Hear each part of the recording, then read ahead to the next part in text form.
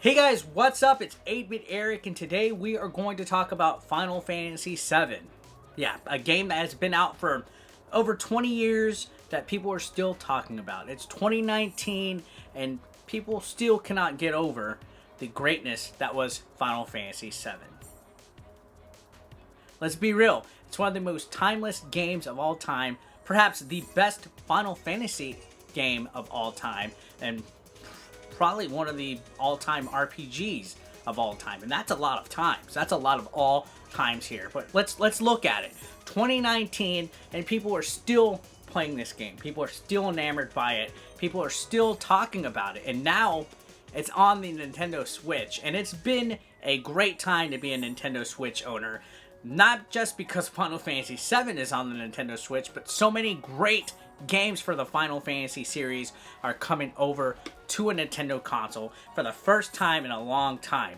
It's back home where it belongs. The Final Fantasy series started over on the NES, and they went away in the mid-90s to Sony, and this actually was the result of it. Final Fantasy VII was the result of that Super Nintendo PlayStation thing that didn't come to fruition, and I feel it bit Nintendo in the butt when it happened. So yeah, now it's finally on a Nintendo system. So I guess things come around full circle, and people just want to know, is Final Fantasy VII worth dipping into still in 2019? If you're a brand new Switch owner, you're looking for some games to get, and you see Final Fantasy VII in the eShop, you might be wondering yourself, man, I remember playing this when I was in middle school. I remember sitting at my friend's house, watching him grind, and just Sephiroth just being a badass, and this huge immersive world.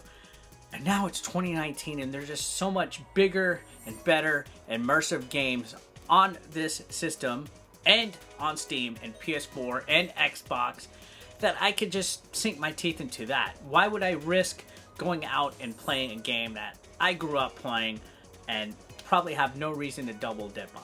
Well, that's what we are going to talk about in today's video, guys. So sit back, relax, grab yourself a water, gotta hydrate, some high quality H2O here. Maybe get a little snack, some pork rinds, something, and let's go ahead and talk about it in today's video.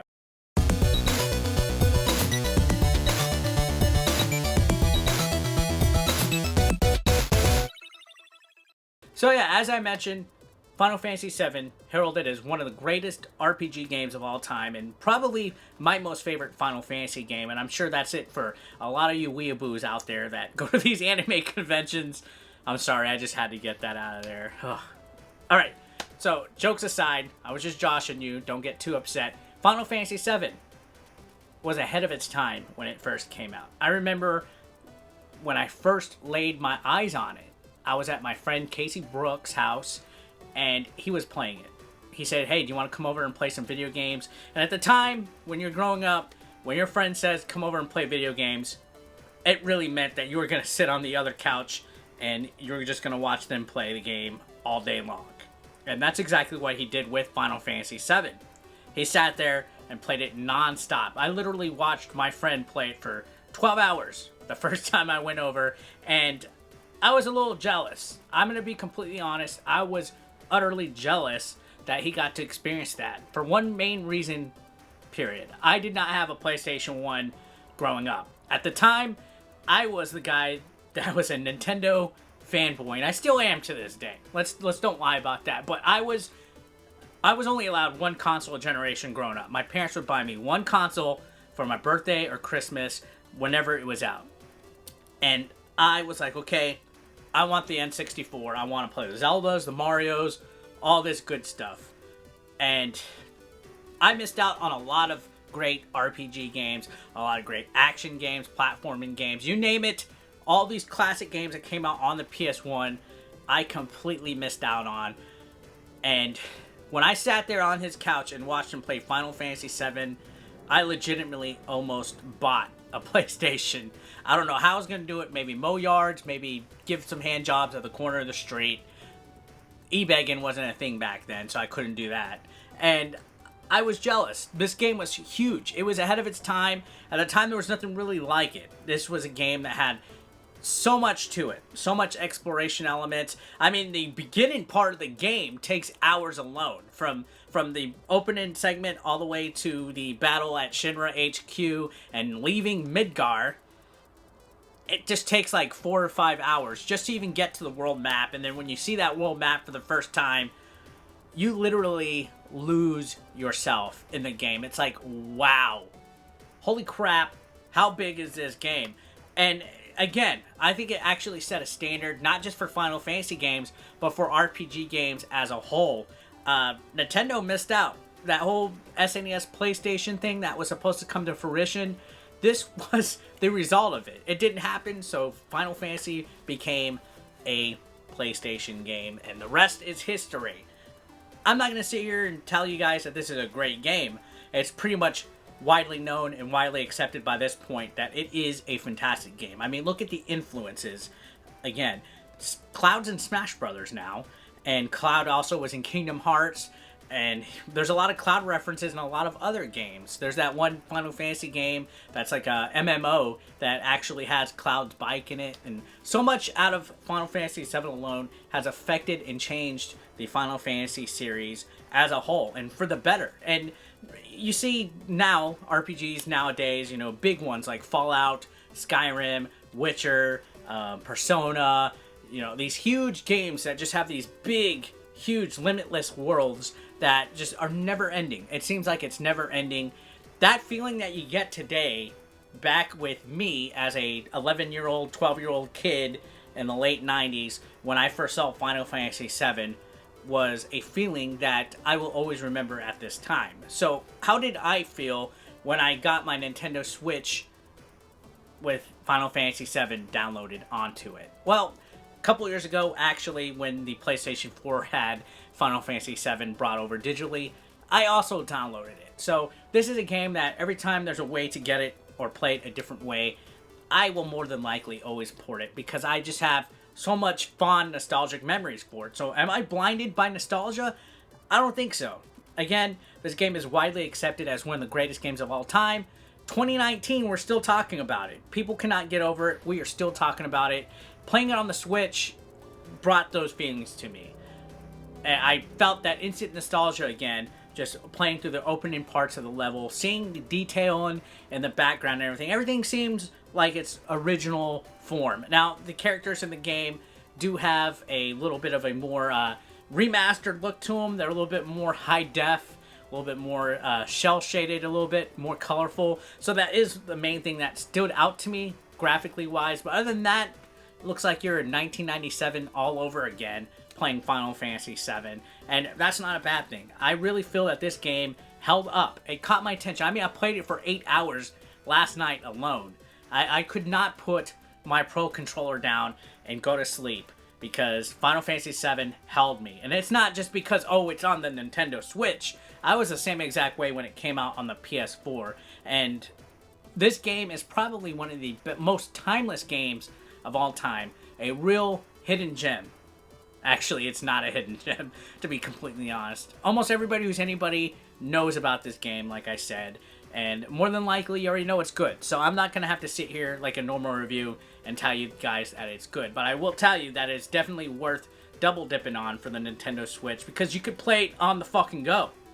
Who would not want to play Final Fantasy VII on their bus, on the airplane, at your mother's house? It's the Switch has such a good variety of library now. It's the same console that not only has Mario Odyssey, Breath of the Wild, Mario Kart, Splatoon, Doom 2016, Skyrim. We also have Minecraft, and we even have Final Fantasy VII. And this is not just the only Final Fantasy game. It seems like Square's just throwing everything Final Fantasy related now. They have such a big support system for Nintendo now, and it's amazing. It's a great time to be a Nintendo Switch owner, and Final Fantasy VII to me is a climax of everything that this series is about. Final Fantasy, it would actually not be the way it was without Final Fantasy VII at this time, and for that alone, I think that it is definitely worth double dipping into. I mean, all the quirkiness about it, even that weird segment of the game where you have to go and dress up like a girl and put a wig on and a dress and go kidnap Ares back. You know, that was such a weird segment of the game, but playing it now in 2019, I appreciate it 1,000 times more than when I did when I was a kid. At the time, as a kid, it was just, to me, like, wow, what in the world is this? This is like nothing I've ever played.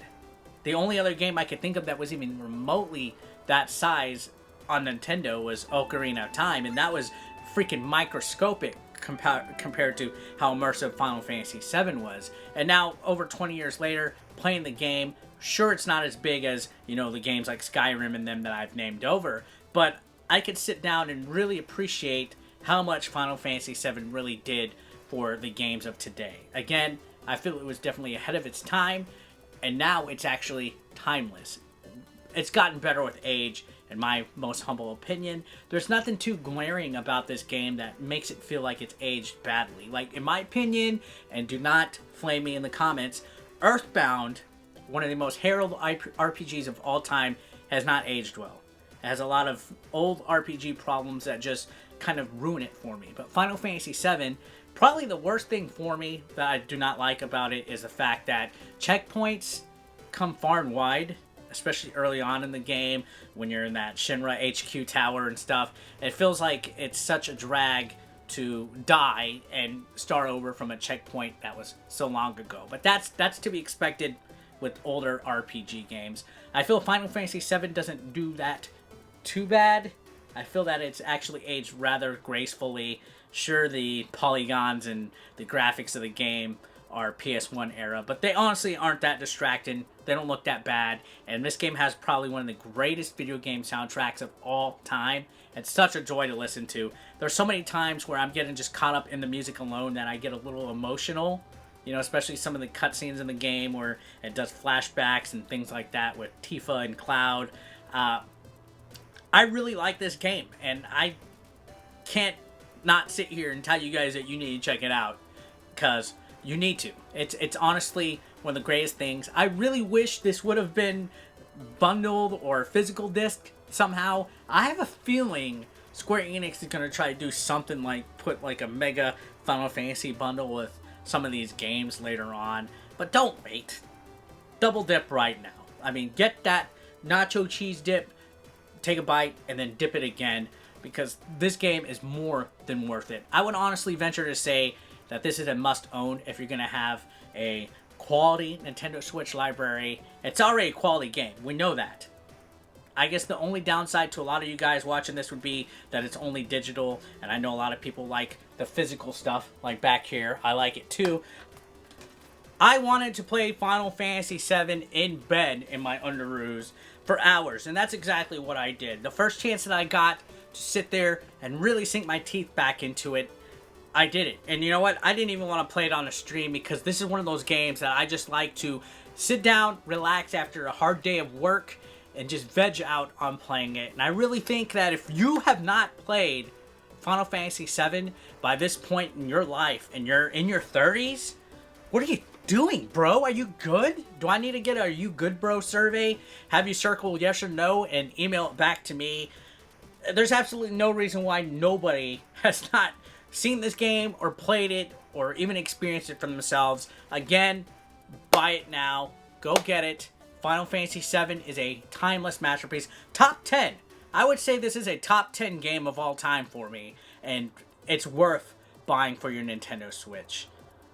And well, guys, that's it for today's video. If you are new to this channel, if you're brand fucking spanking new, feel free to throw a subscription. I upload all the time, sometimes too much, sometimes like 4 times a day.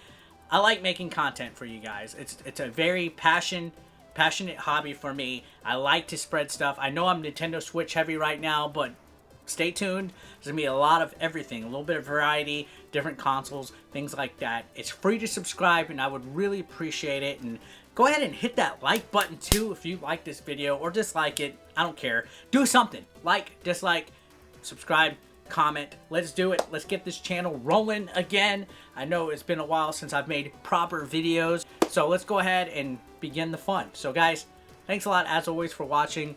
Let's go ahead and continue the shenanigans with the next video. I'll see you next time. Peace out.